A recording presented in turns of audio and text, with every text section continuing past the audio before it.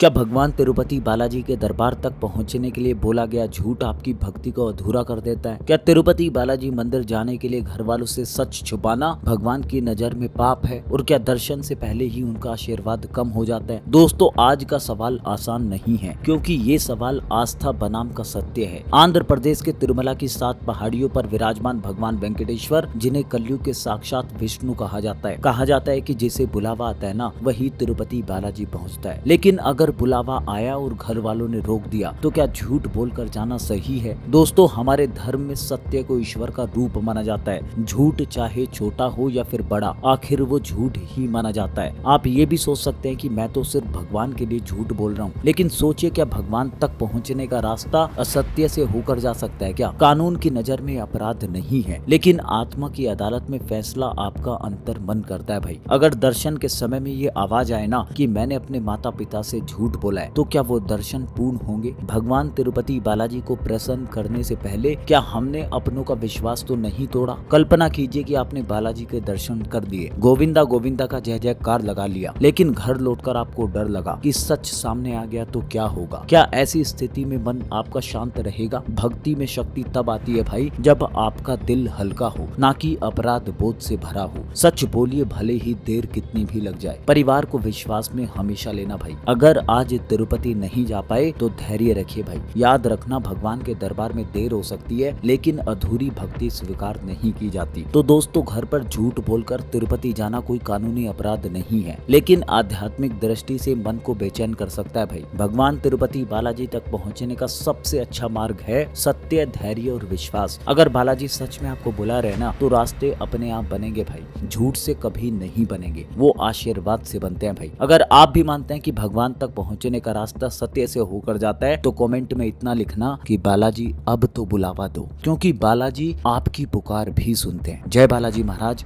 जय वेंकटेश्वर धाम।